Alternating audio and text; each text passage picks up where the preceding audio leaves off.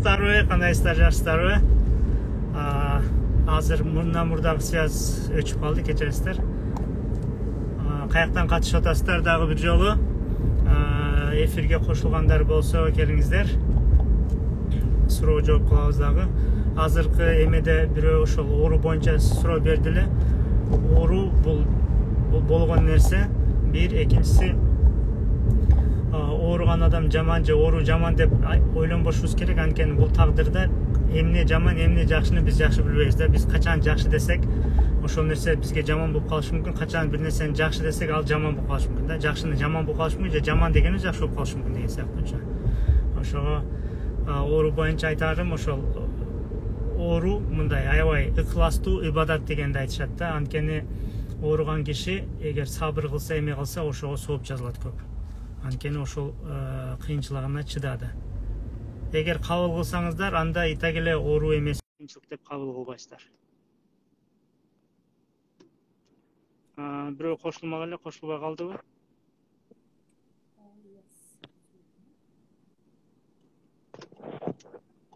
Саламатсызбы? Саламатсызбы? Улутабы? Саламатчылык, саламатчылык. Кандай сурооңуз бар эле?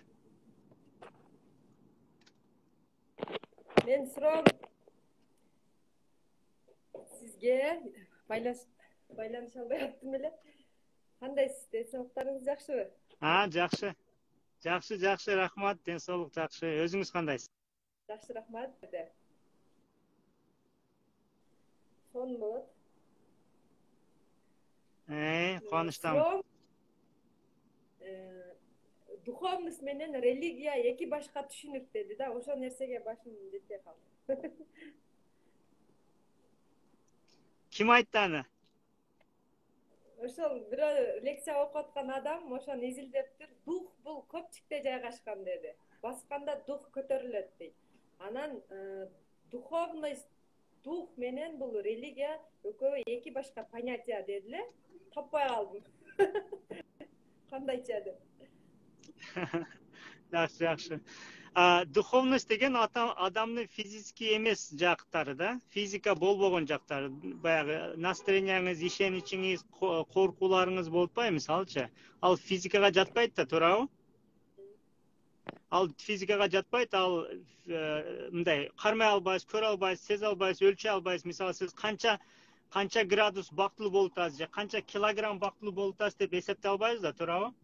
Ошол сыяктуу духовность деген ошол руханий деген мааниге келет да. Дин деген бул ошол жол. Дин деген сөз жол. Бул дин физиканы да камтыйт, физика эмес жагын да камтыйт да, полностью. Жол деген сөз. Бул жол менен ошол биздин түшүнүгүбүз боюнча бул биз азыр мусулман болгон үчүн мусулмандарга ошол келген китеп менен, анан ошол пайгамбар менен айтылган нерселерди түшүнөбүз да, бул эме боюнча. Ошол духовность деген жөн эле баягы руханий деген сөз баягы динге кирет, кирбейт айырмасы жок, жөн эле рух.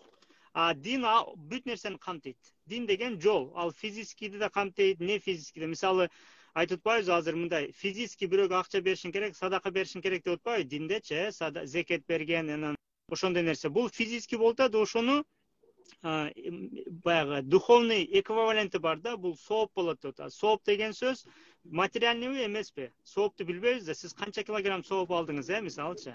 Биле албайбыз да анычы. Ошол сыяктуу аны баягы аналогия менен түшүндүрөт да диндердечи. Мисалы пайгамбарларыбыз дагы, анан жөнөкөй улуу кишилер дагы биздин түшүнүк боюнча ушул дүйнөдөгү мисалы 1000 жылдык сооп деп атат, 1000 жылдык ибадатка тетеси деген сыяктуу да, чтобы түшүнүшүбүз үчүн да. Так алар руханий деген өзүнчө физикага жатпаган нерселер, биздин рухубуз менен связанный, духовный. Дин деген ал жол. Жол деген сөз ошол ал бүт баарын камтыйт. Дин деген ошо физика, метафизика, ошонун баарын камтыйт. Ошо биз каяктан келдик, биз каяктан төрөлөрдөн мурда каякта элек, азыр эмне кылып атабыз, эмне ушинтип сүйлөшүп атабыз, мисалы жашооңузда. Же эмнеге акча таап жашап атасыз? Ошол сыяктуу. Аз кечиресиздер.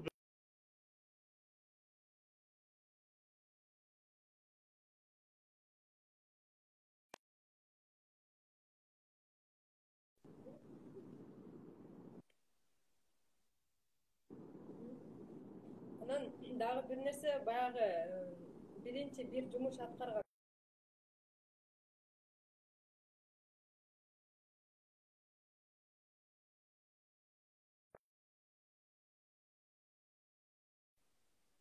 Алло, угултабы? угултат. Алло, ооба, сурооңузга жооп, ошо руханий деген, духовный деген бул адамдын мындай руху менен связан нерселер, физикага жатпаган нерсе, дин деген нерсе, жол деген нерсе, а дин бүт нерсени камтыйт. Значит, экөө бир экен да? Бир связь. Башка духовность бул состояние, анан дин бул жол, практика. Экинчиси. Эми сиздин түшүнүгүңүз боюнча экөө бир айта бериңиз. Бизнес кылганда же бир тегиле бир жашоодо бир нерсеге жетишиш үчүн адам ой жүгүртүүсүн өзгөртүш керек дейт го. Ооба. Жетиштүү эмес, мындай нерсе да баягы бир мисалы робот дейли, роботту биринчи мындай бас ошолорду программа киргизет да. Программа киргизгенде ошо программа угуп баягы робот жасайт да. Ошого бир адам биринчи ою менен иштеш керек. Коркуулары менен иштеш керек, анан каалоолору менен иштеш керек. Ошондо анан ошол нерсеси, ойлогон нерсеси бул дүйнөгө баягы сиз эмени билесизби, распечатка, 3D принтер бар. Мындай кылып программа киргизсеңиз баягыны мынтип сызып эме кылып жасайт да, эмечи робот. Ошол бул дүйнөдөгү физический формасы сиздин ойлогон оюңуз бул дүйнөгө келет да. Ошондо биринчи сөзсүз сиз оюңузду, каалоолоруңузду жазып чыгышыңыз керек, билишиңиз керек да. Ошонун аягында ошол нерсе жашооңузга келет. Анан да бир вопрос. Айтканыңыз туура, ошо мышлениени өзгөртүш керек. Бир вопрос. Подсознанияга кантип запрос берсе болот? Запросты кантип бериш керек подсознанияга? Подсознаниянын эмеси бир аз эме, оңой нерсе эмес, ал сразу эле эме кылбайт. Азыр бүт сиздин билип атасыз, үйрөнүп атасыз, бирок чото өзгөрбөй атат дегениңиз себеби сиз сознанияңыз менен сүйлөшөсүз да. Сознанияга айтасыз, жакшы экен, мындай экен дейсиз, бирок 5% ал күчү жетпейт да. А подсознание киргизиш үчүн 2-3 жолу бар. Биринчи жолу ошо чөйрөгө киресиз, автоматически ошо үйрөнүп аласыз чөйрөдө, тез өзгөрөт. Экинчиси аябай кайталашыңыз керек. Кепиге 21 жолу, кепиге 66 жолу айтышат. Бирок өзүңүз кыйнап туруп, анан кыла албай калсаңыз калып кетиш да мүмкүн. Анан үчүнчүсү мен жаңы эле бир техника үйрөндүм. Азыр өзүм үйрөнө элекмин ташне. Жаңы эле уже кабардар болдум. Прямой подсознание киргизе турган техника. Аны Сайкей деген бир техника бар экен. 30 жылдык өмүрү бар экен анынча. Анан ошону изилдеп атам. Эгер аны үйрөнсөм, анда буюрса сиздерге да үйрөтөм. Азырынча билбейм, бирок ошол нерсеге мен ишенип калдым. Ал эме мускульный тест менен иштейт экен.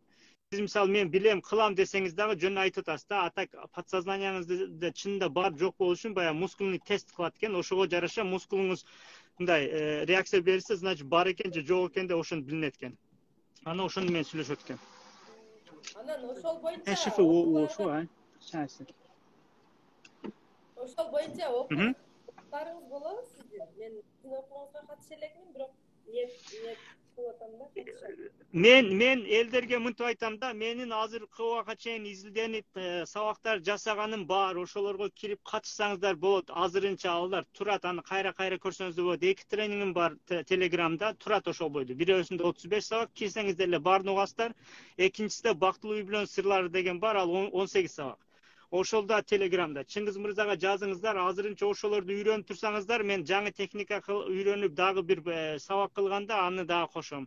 Андан сырткары ошо суроо жооп же Инстаграмдагы сабактардан үйрөнсөңүздөр болот. Ал жерде аябай көп нерселер бар, айта келечи. Телеграмга кандай кошуласыз?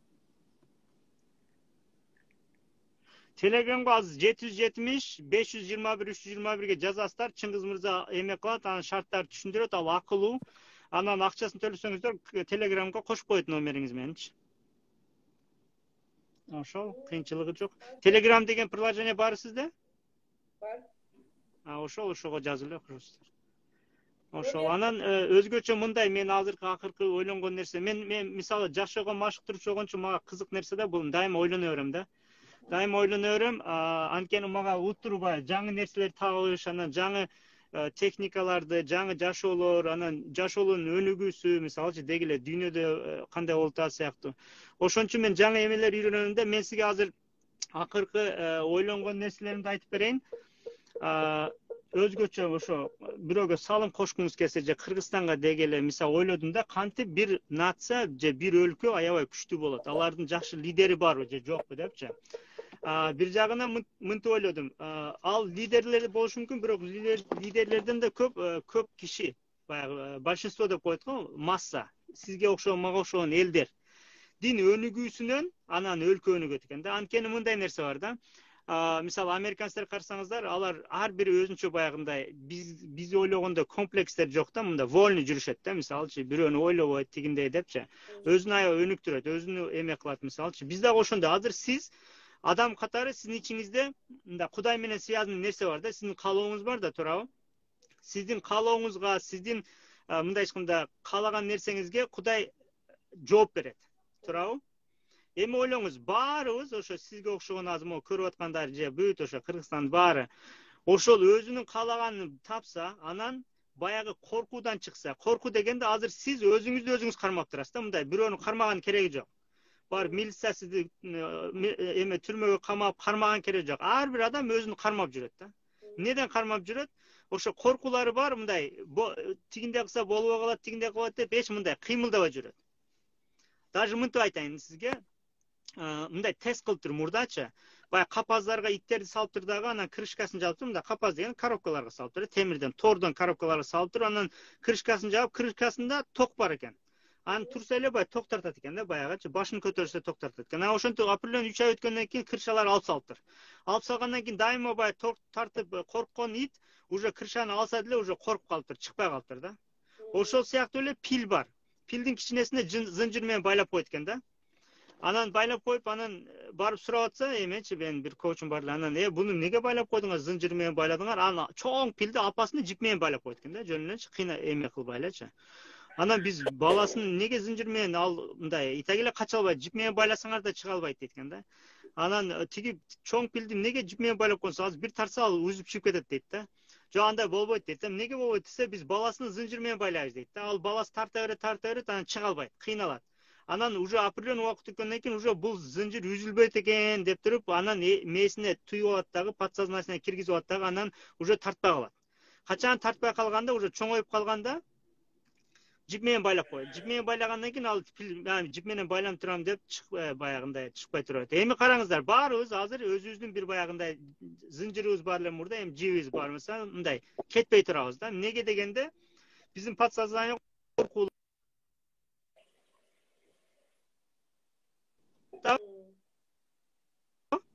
ошо болбойт, кыла албайм деген сыяктуу. Анан караңыз, сиздин жөнөкөй адам, сиз аял киши болосузбу, эми окугансыз, окуган эмессиз, айылдасызбы, бунун айырмасы жок. Мындай Кудай биздин ойлогондой ойлобойт. Мисалы, бунун образованиясы бар экен, дагы эмне дейбиз, бул англисче билет экен депчи.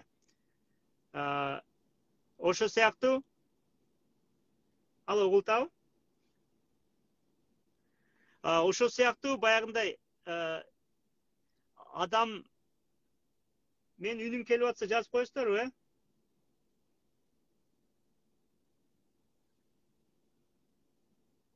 Алло.